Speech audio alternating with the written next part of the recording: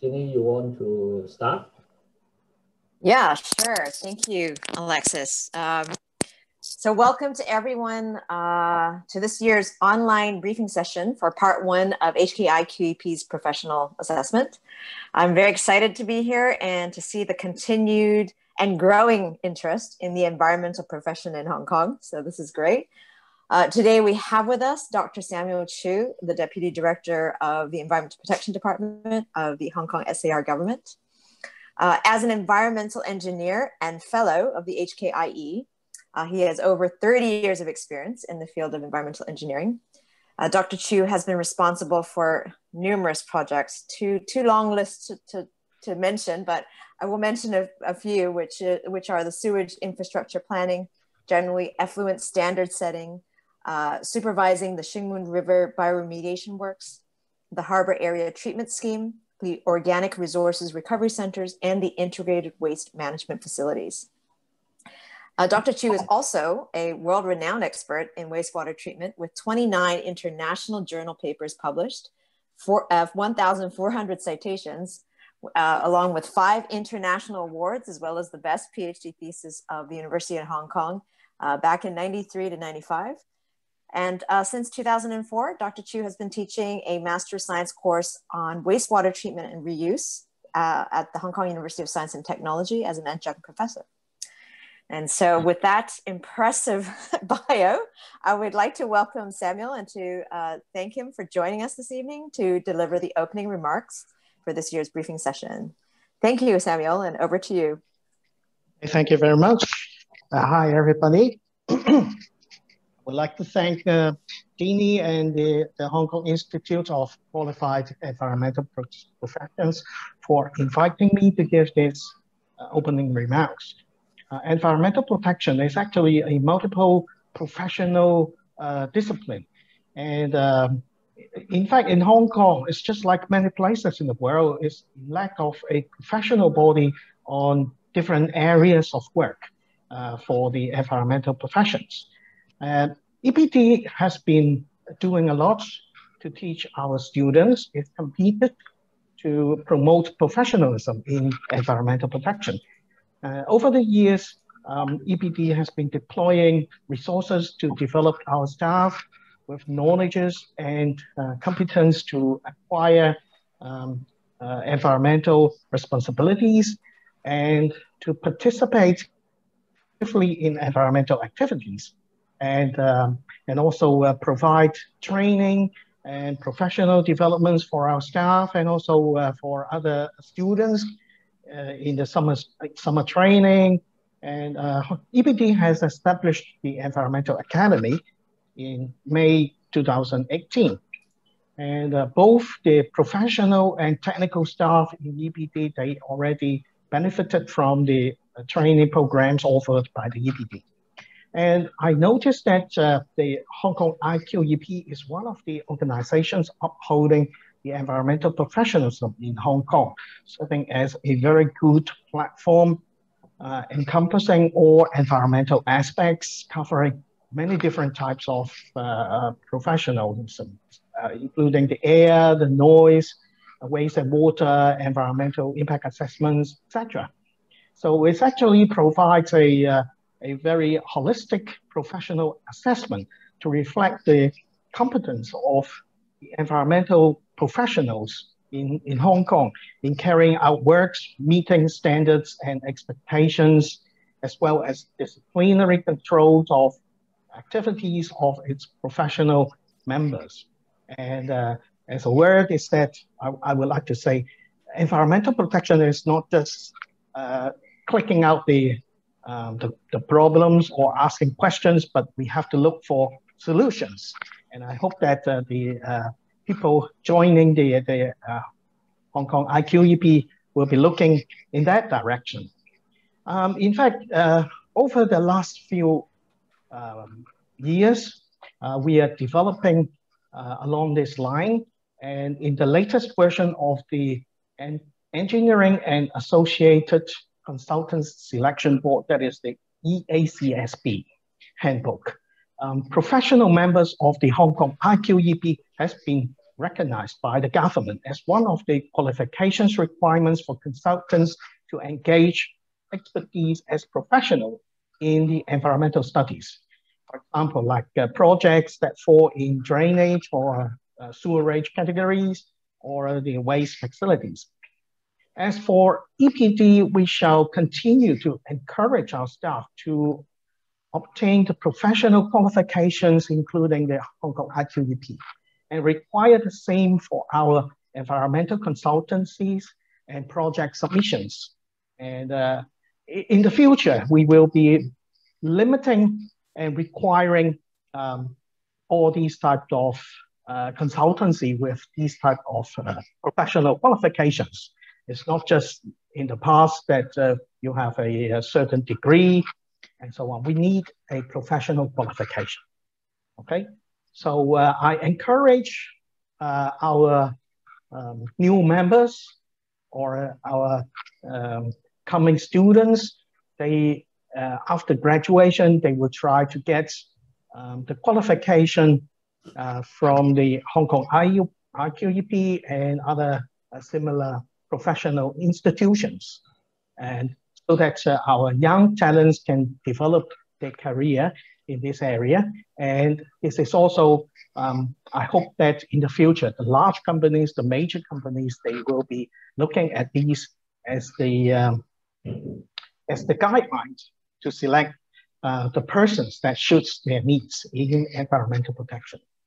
Thank you very much. And I can give it back to Jeannie. Thank you so much, Samuel. Very, very important words coming from our Deputy Director. And indeed, I think this recognition, you know, over time will only get stronger, and but it always just takes more time. But having said that, I guess I will turn this back to Alexis to chair the rest of the session.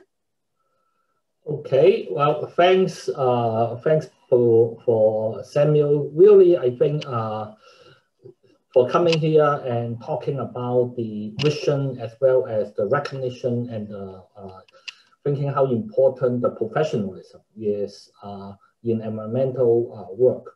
So today, we really just want to, let me share my screen first. We want to talk about our qualification process. This is a once a year type of thing. This is, I think, the 5th or the 6th year that we have the qualification process. So because the process is actually quite complicated, but we have it all online, the information all online. I am just giving a very brief overview. For those who want to learn more, please don't hesitate to contact us. So let me start.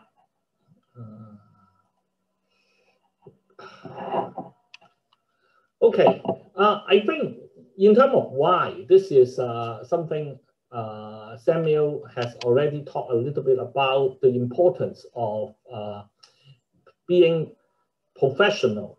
In the professionalism is so important, because if we want to our society to become more and more sustainable, our work in all sectors really contribute to attaining a sustainable future, then the help of professionals in different sectors is important. So there's supply and demand both are growing, and there's a lot of other things like right now everywhere is talking about going to carbon zero, and how do you do that, and a lot of this type of things. So we are definitely growing in terms of demand.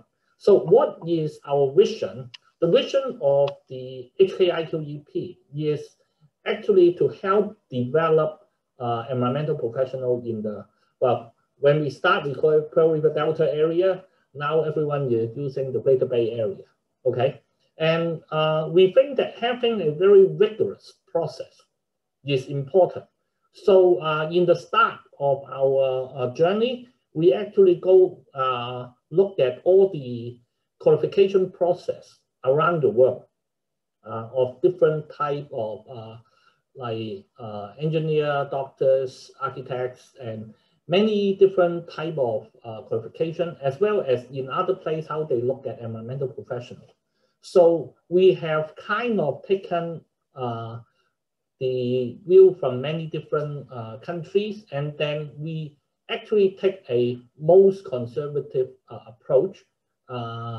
In many places, we basically have an exam, have an interview, and have a lot of experience requirement.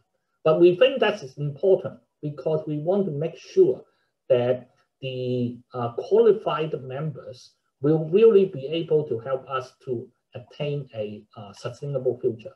Okay, so here, I'm not going into those details anymore, but since today, everyone here comes to listen to how to become a professional member, because we are explaining the how to get to the professional member. So there are actually more than just the professional member category. We have student member, we have associate member, we also have fellows. But today we will focus on the professional member. Professional member, there are two routes you can see from here. I will go into some of the detail, but overview-wise, you have to get a environmental degree. If you have an environmental degree, then you have a shorter experience requirement. If you don't have an environmental degree, you still can become an environmental professional, but the year of experience become much longer. And in this, within this years of experience, we also need that you have certain responsibility position. You need to be able to manage, you have to understand management. And one of the special thing about our institute is that we are actually a partner organization with, actually we are formed by 5 partner institutes. And I will explain that a little bit later. You need to be nominated by 3 members, fellow or founding fellow, as well as most important, to pass the qualification process, which I will go into detail today. Okay, so the this I just have just mentioned. One of the things is that our organization is actually have 5 institutional partners. They are the CIVAM, which is the Chartered Institute of Water and Environmental Management. EMAHK, the Environmental Management Association Hong Kong, Hong Kong Institute of Acoustic, Hong Kong Institute of Environmental Impact Assessment, as well as the Hong Kong Institute of Environmental Protection Officers. Okay, for the first 4, they are basically professional organization, and the last one is actually the professional organization actually within EPD. To be part of IEPO, you have to be a staff of EPD. For the other 4, you actually have to, there are different type of membership. Okay, you can be a student member for some of them, and there are other membership. But to be able to qualify as a recognized member of HKIQEP, you have to attain a certain level. Usually, this means that you have done a few years of experience, as well as gone through some type of certification process.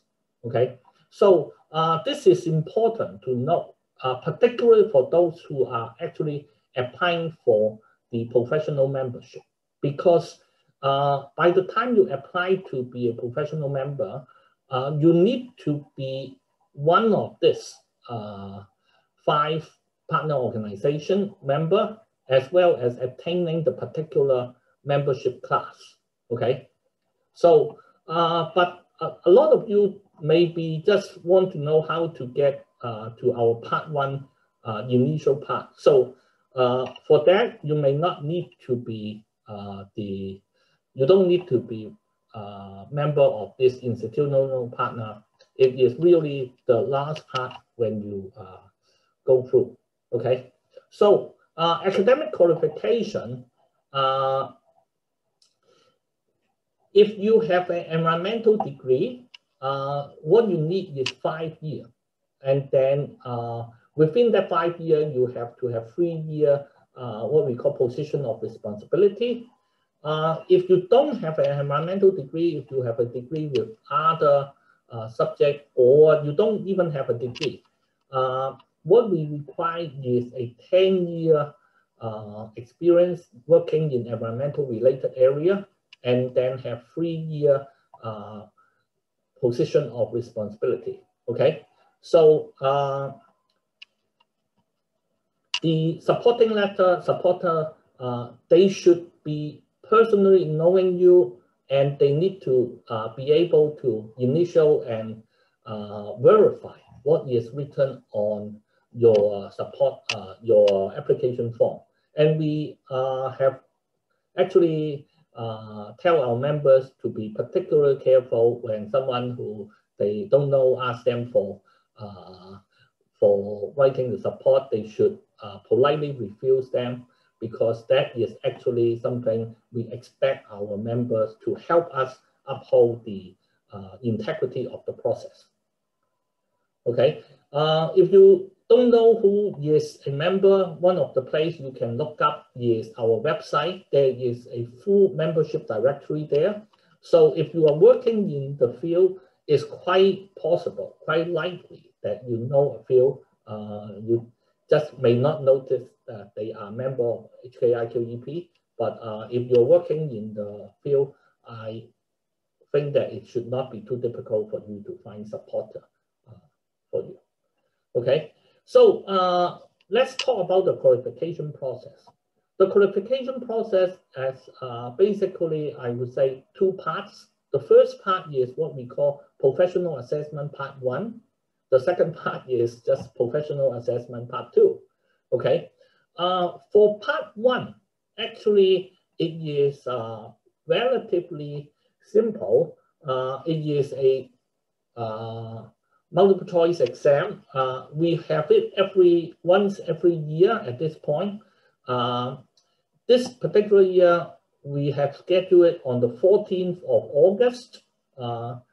If there is if there is things that make this not possible, we actually have a tentative date, rain day of 15th of August. Okay, if you're interested in taking part in this exam, please submit your application by 30th of June, end of this month, and then I will let you know what you will get after you make this application. Okay, so the process of part 1 is that, well, you pay the application fee, you complete the online form, upload your payment, as well as in your application form, fill in the relevant material. After this, you should receive a confirmation, as well as, very important, a study guide, because the QEP syllabus is quite wide, and we have spent a lot of effort, prepare a study guide, outline areas that we think that a qualifying professional should know. And this is the main part of the question will be on this study guide's material. Although from time to time, we think that it's also necessary for us, because the study guide, although it's updated every year, it is possible that there are some questions, a very small number of them may be outside the study guide. But the whole idea is, if you know the study guide well, you should not have any problem with the exam too much. Okay, and then after you try to study the study guide, or try to refresh your memory using the study guide, and then you go to the exam on August 14th. This is a physical exam. It is important for us that because we don't have the manpower to really make something very complicated online. So our exam is actually a proctored exam, which you have to come in yourself and do it physically. This is a multiple choice exam, so we process the exam within a week, and then but we have to check and we have to go through the process, verify everything. So you should get the result within about in a month. So by middle of September, all these participants of the Part 1 exam should get the result. Okay. So in case whether it's not good, we have to reschedule. We always book another day. This year, we booked both August 14 and August 15. And for candidates who failed the assessment, you can take it again another next year. There's no limit on the number of attempts you make. Okay. In terms of what the assessment is about, we have 6 areas. Okay. This is a 3-hour exam with multiple choice questions. And the 6 areas are listed here, and I will go through it later. But the important thing for you to know is that because we think that it is necessary for our professional to attain a fundamental knowledge in most of the area that we look at. So actually to pass Part 1 qualification exam, you actually have to pass each of these 6 areas, as well as the overall mark. The individual pass and the overall pass percentage is different. So you have to pass all the subjects individually, as well as the combined score have to achieve an overall pass. Okay, so this is how we think that we can make sure that our professionals really have good foundation knowledge of the different areas. But don't worry too much about it, since we have a study guide for you. Most of the time, if you review the study guide, it should not be too difficult. Okay, so okay. For this Part 1, one of you heard me mention that for the first to be a member, you need to be a institutional partners member. But to take part in the Part 1 exam, you don't have to be the member of any of these institutional partners. So there's actually no prerequisite requirement in terms of who can take the exam.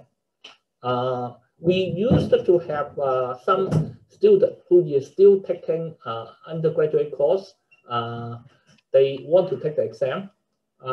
We advise them not to, but if they insist, we would not refuse.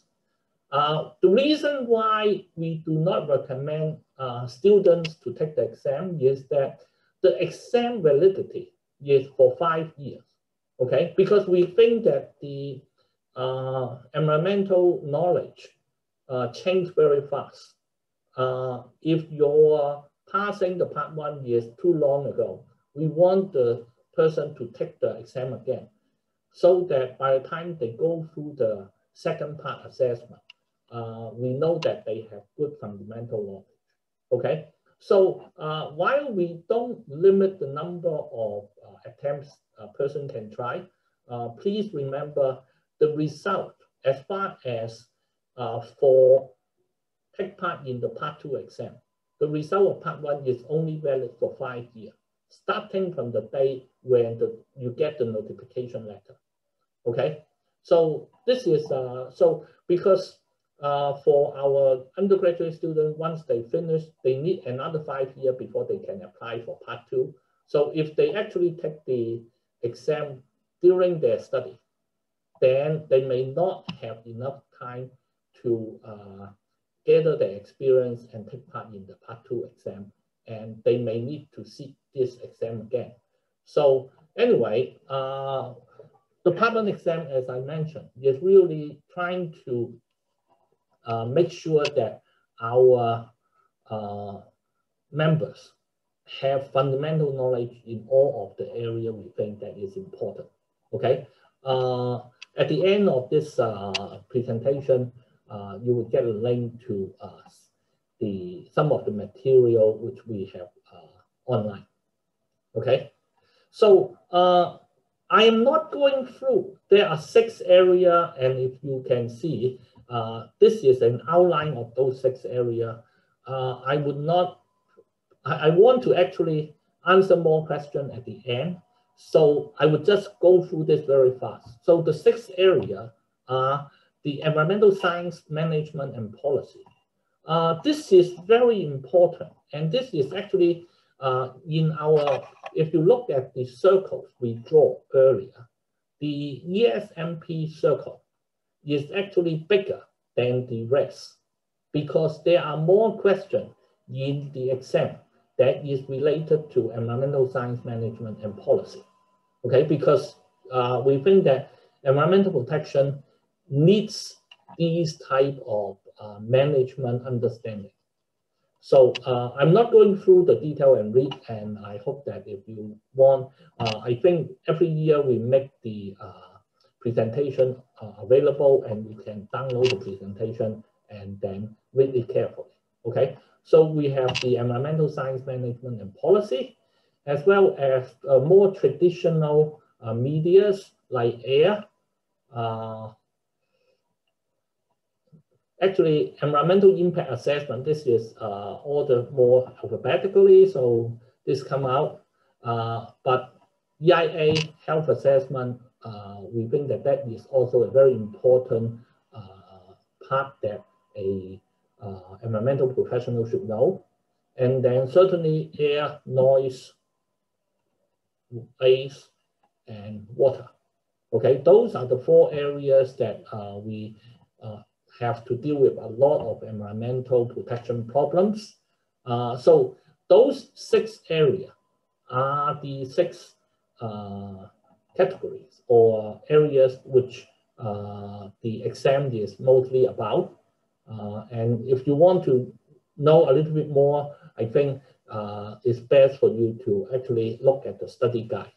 Okay, so assuming you pass the Part 1 exam, then starting from 1st of August to 30th of November is the period we ask people to apply for the second part.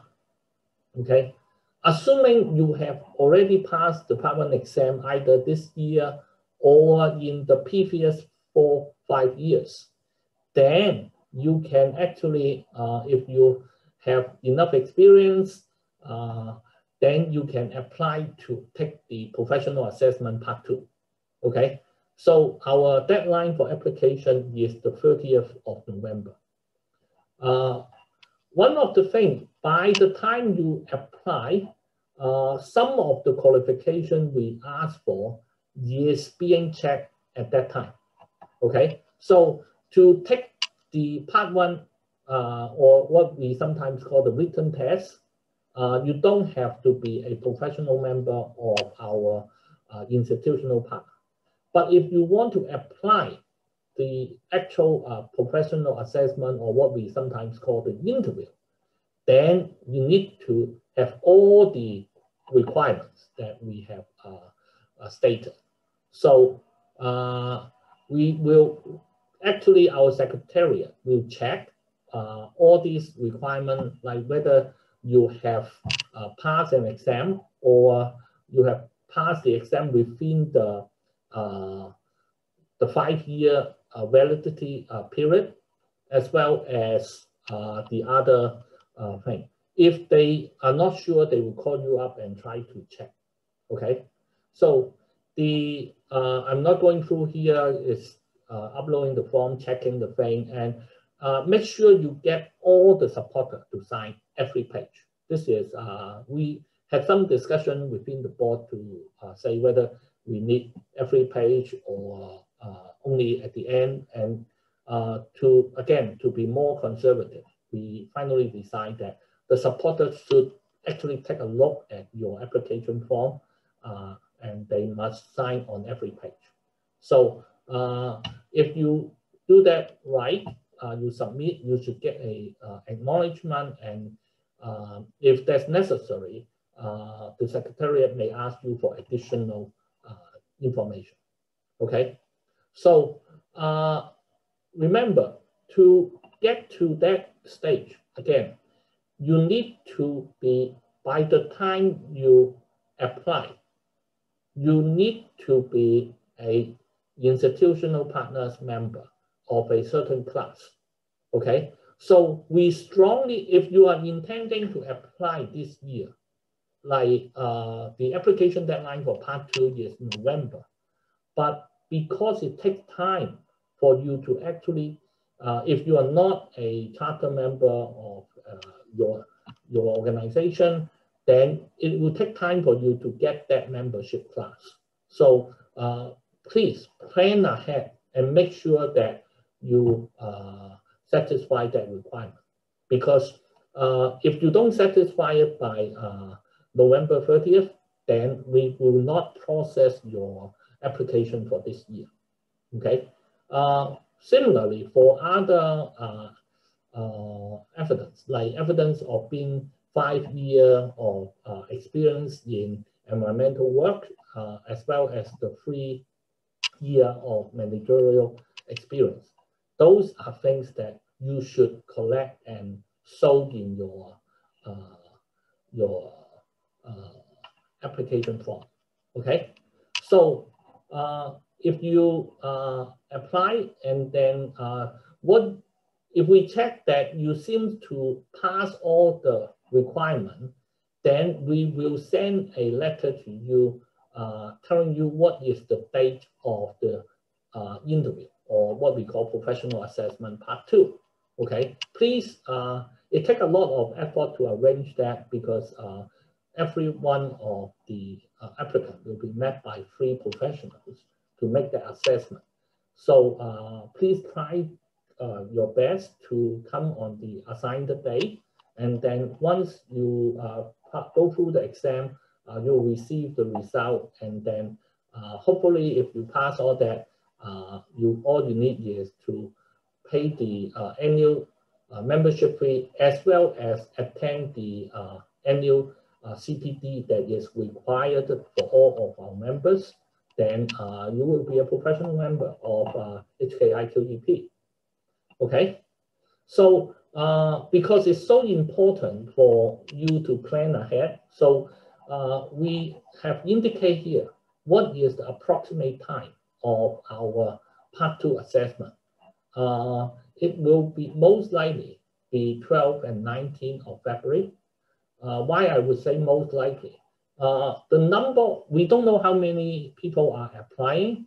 The number of candidates we can interview on a day is limited. So if there are too many candidates applying, we may need to schedule additional dates. Okay, but we try to schedule 12th and 19th of February. If necessary, we may schedule additional day, and you will certainly be notified as soon as possible. Okay, so if you are planning for Part 2, I think you need to write down these 2 days, because the possibility of us moving this for you is difficult. Okay, the assessment actually is a 20-minute short written test. This is really on written communication skill.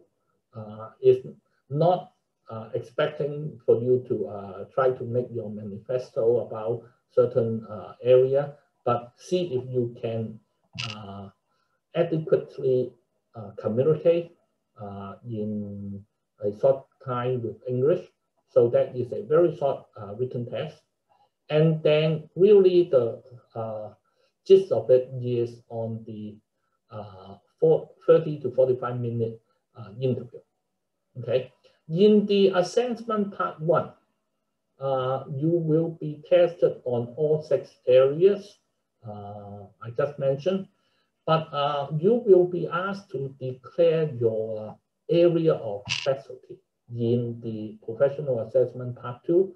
If you claim that you're in the past you're mainly working on EIA, or you're mainly working on air, in the interview, the question will focus on those first, okay? So we will try to assess how good or how much do you know in terms of in-depth knowledge on those two areas, if you click, say, EIA and air, okay? Certainly, you can click all of them, and then the reviewers, the assessor may ask you quite wide open question. So we think that it is really for you to decide how much, but we would think that it is most important for you to highlight your own area of expertise, as well as we will usually start with the experience or the projects you have worked on. So this is something the interviewer will start and try to explore from there, try to understand how much you know, okay? So this 45-minute interview, we have metrics, just like we have 5 attributes which we look at. First of all is environmental experience and knowledge. This part is the ones that we will focus on projects or expertise that you report in your CV, as well as the area you claim as your really keen expertise, okay? So this is usually the start of the interview. And then we will explore, look at management experience you have. And the third attribute is the awareness of environmental policy, legislation, as well as current issues. Because as a professional, understanding what is happening now, the new and ongoing thing, the things being discussed right now is very important. So that is a part which look at your understanding and how much do you keep up with current issues. And then professional ethics is extremely important. We think that this is a very important part and we highlight it very much, as well as last but not the least, the communication skill. So in the interview, we will try to assess your performance on this 5. And each of this, we will give a score of 0 to 3, okay? So on average, we will give the person 2, but if they are very good, they may get a 3, but if a little bit below average, maybe a 1. A 0 actually means automatic disqualification, because although theoretically, if you get 4, 3, and then 1, 0, your total score is 12. We only need you to get an overall score of 10, but if you get a 0 in any of these 5 areas, you cannot be a professional member, because again, there is minimum standards that we think we have to uphold, okay? So if you want to know what a 1, 2, or 3 means, then you can again go to our website and look at the rubrics there, okay? So assuming you pass all this, then you become a member. We are very happy to enlarge our family, and we will have some annual meeting as well as some events. Unfortunately, during the past year, because of COVID-19, we kind of suspended most of our face-to-face event. Hopefully, we can have more of that this year, okay?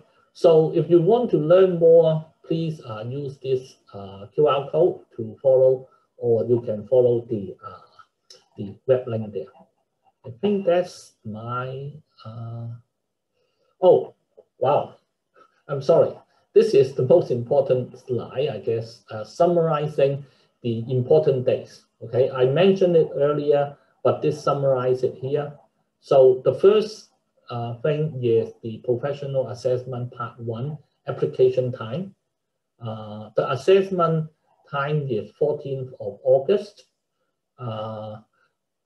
The result will be released on September, and then the application for part 2 will start in 1st of August. And then end in 30th of November. So if you already passed your exam, part 1 exam earlier, you can apply as early as 1st of August. But if you want to wait for this year's exam, then you should know your result by September, okay? But I strongly, as I mentioned earlier, I strongly recommend you, if you plan to apply for our membership this year, make sure you have the right IP membership by the end of November, okay? So if you don't have it now, please apply early for that also, okay? So your application for our Part 2 interview will be evaluated, and the Part 2 assessment is tentatively scheduled on 12th and 19th of February, and we hope to give you your results by end of March. Okay. The fee schedule, we are one of the lowest in the field. I think this is, you can find the details online also. Okay, so thanks a lot. I actually welcome any question.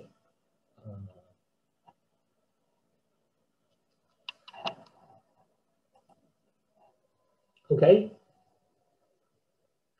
Sarah, do you have any thing you can supplement? Because I think you know the process much better than I do. No, I think you went through it in great detail and you did an excellent job. Oh, thanks. So any question on any of the topics, anything? I think if you want to ask questions, please just unmute your mic and say it, or you can raise your hand in, but I think everyone here can say, so I would suggest please just unmute yourself and then ask the question. Or maybe you could type it into the chat box if you want as well.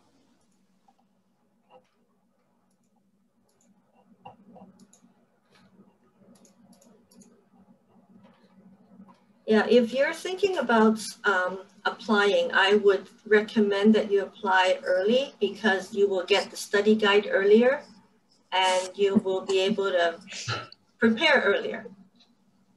Yes.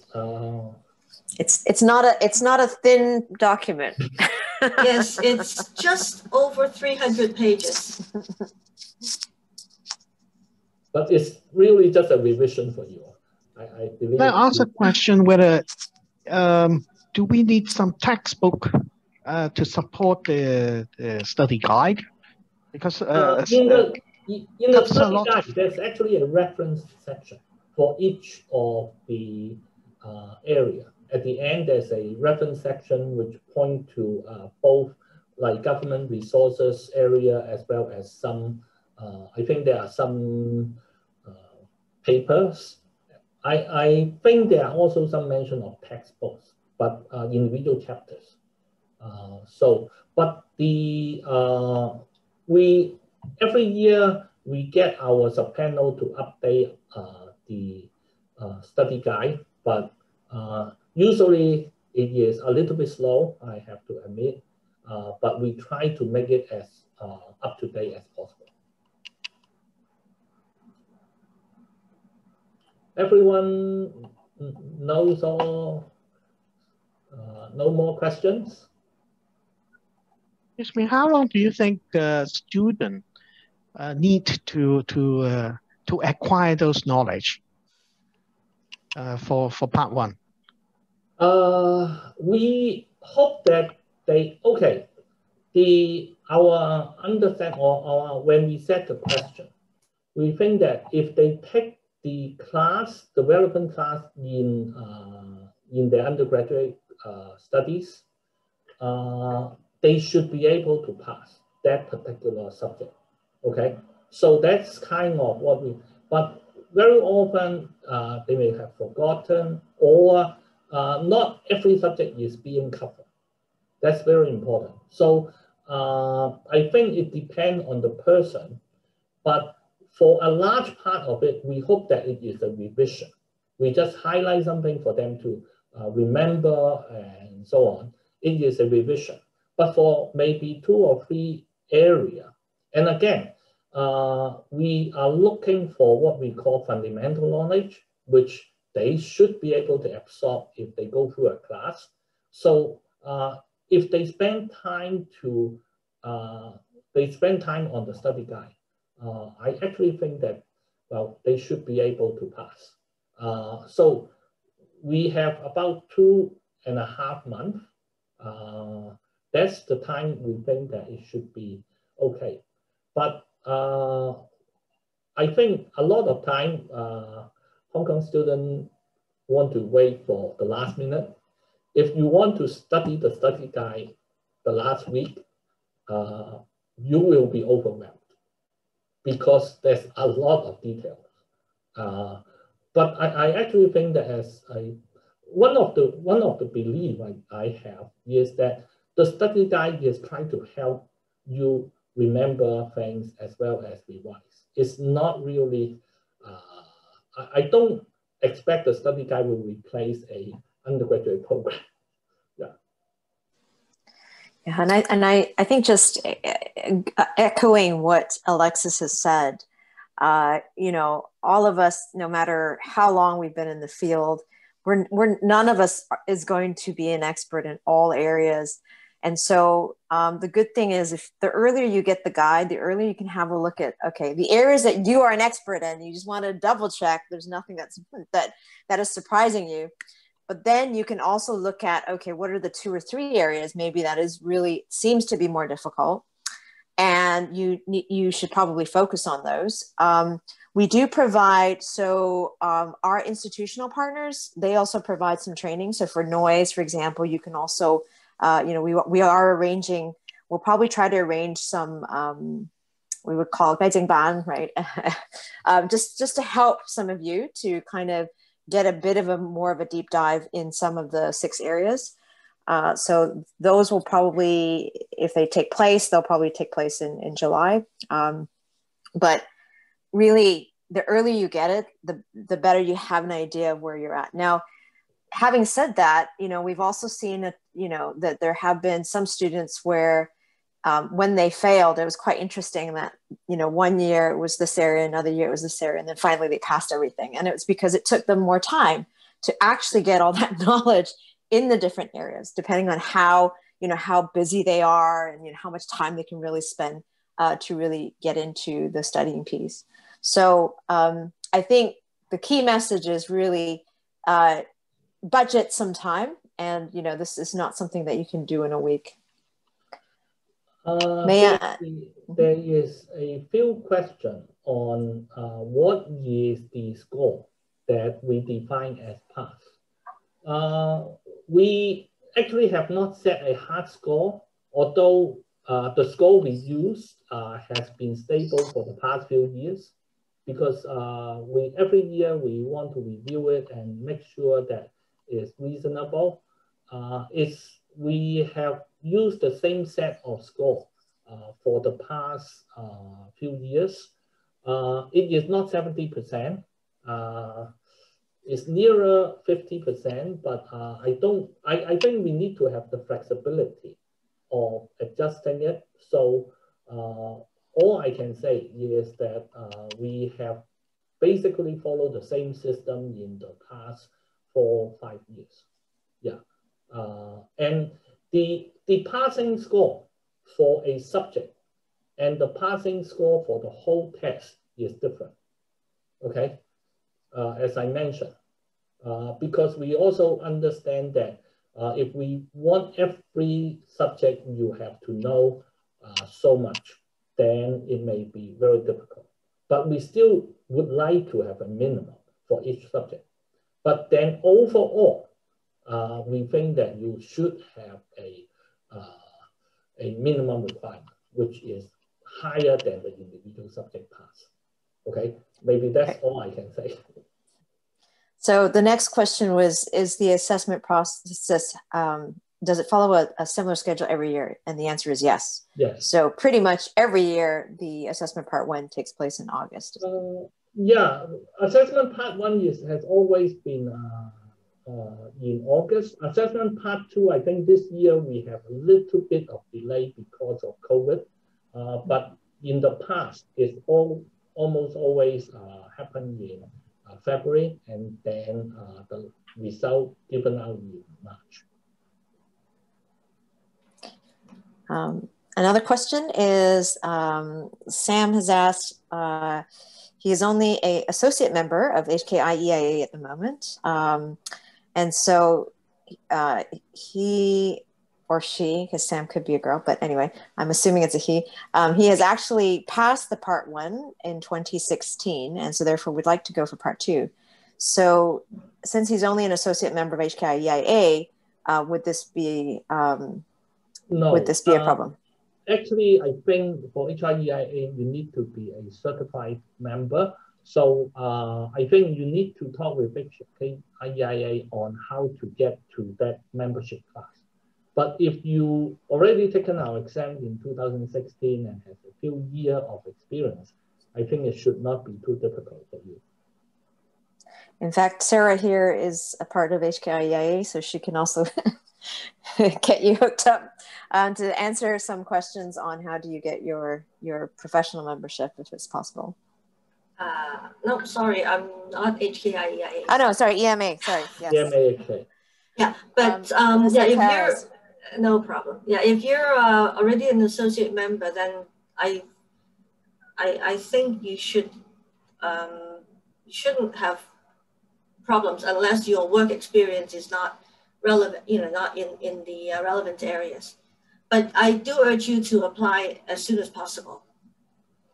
Because I mean, for any institutional partners, because some may take up to 3 months to do the processing and vetting and all that. So yeah, we hate to see that you meet all the other requirements, but you don't have the IP membership. That would be unfortunate.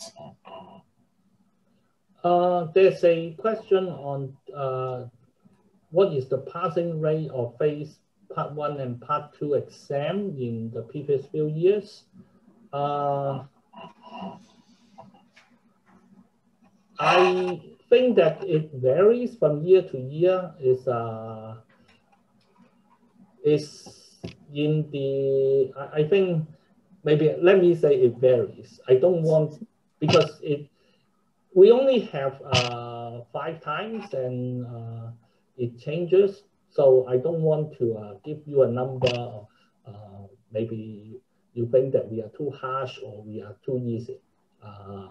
I would think that maybe you should try it. But actually, let me just say the passing rate of part 1 is lower than the passing rate of part 2. So people who gone through the part 1 exam, usually if they have the experience, they demonstrate experience, so we have a stronger filter in the beginning, but we think that that is also important. But again, we think that it's stronger filter because we don't have any requirement. So anyone can apply. But for part 2, we already lay out the thing very clearly. So only those who really have the proper requirements, they apply. That's why I think that explains why part 2's passing rate is higher than part 1. Okay. If you are already an associate member, do you still need to take the part 1 exam? Yes. The part 2 exam, the qualification process basically requires both part 1 and part 2 exams.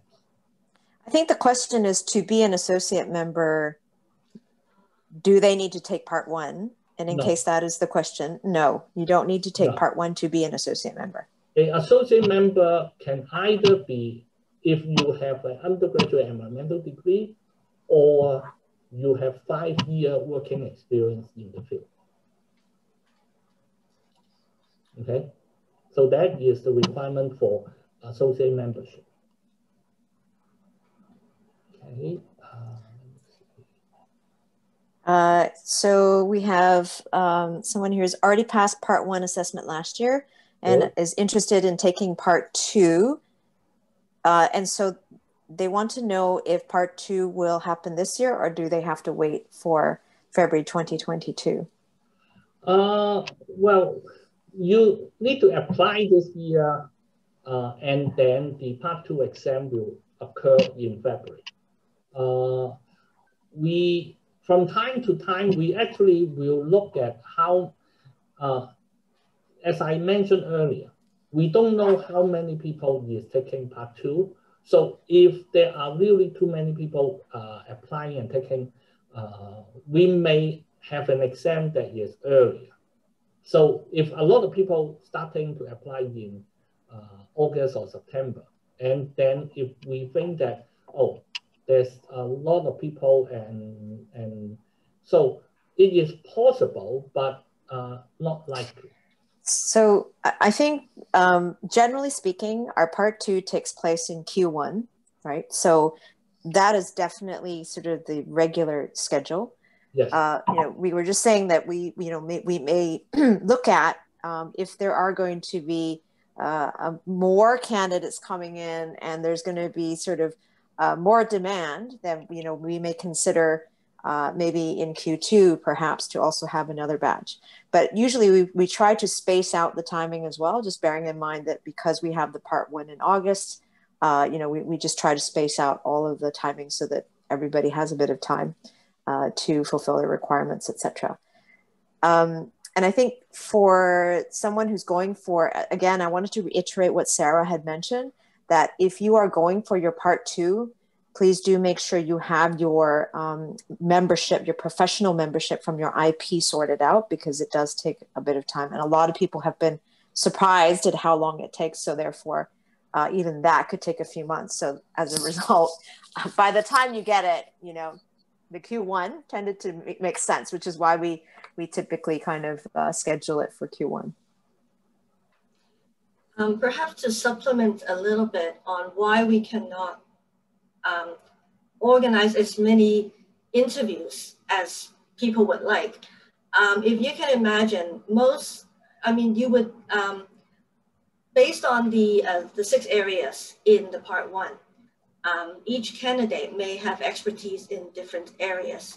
So for part 2, we will need to match the candidates with the appropriate specialists in that area to be the interviewer, to be the assessor. So you can imagine if there are, let's say, 10 candidates applying, but they're all from different expertise area, it is very difficult for us to organize assessment panels in that way, because it's so scattered. So to be more effective in the whole process, that's why we tend to group everybody together for those 2 or 3 weeks, and I think historically we would try to group different specializations in different weeks or morning or afternoons, so we can be more effective in that way. So I hope that it explains a little bit to people. If you are interested and you really want an earlier interview, why can't you organize? And that's basically our limitation. Yeah, and I also say we kind of ask you to register those 2 days. We have already asked a lot of our assessors to also reserve those 2 days well before asking you. So it's really a big effort that involves a lot of people. But I think we are happy to be able to do that. So I think Sarah's explanation explains why we cannot. There's a question. Can I buy the guidebook without applying for the assessment? I've never thought about that, but actually the application, I did not go to the detail of that page, but the application is not that expensive. So the guidebook, probably if we want to actually sell it, it will not be less than the price of the application fee. So I don't know whether that actually answers a question, but we don't incline to sell it as a just off the shelf thing. Yeah. But if you want to just get it, you can submit an application, you will get it, and then you don't have to come to the exam. And you will get a personalized copy with your name on it. Yeah. Yeah, it's personalized. So the point is that we are trying to support those who really are serious about taking the exam. So that's really the key to why this is not open to the public. Again, you know, there are people who applied or bought, you know, basically applied, but decided not to take the exam because maybe they needed more time to study. So after seeing the guide, you know, maybe that could be a part of your plan. But bearing in mind, there will be revisions to the guide every year, a little bit here, a little bit there. So there's tweaks because the world is changing very quickly and there's a lot of information to be updated. You know, the version every year may be slightly different.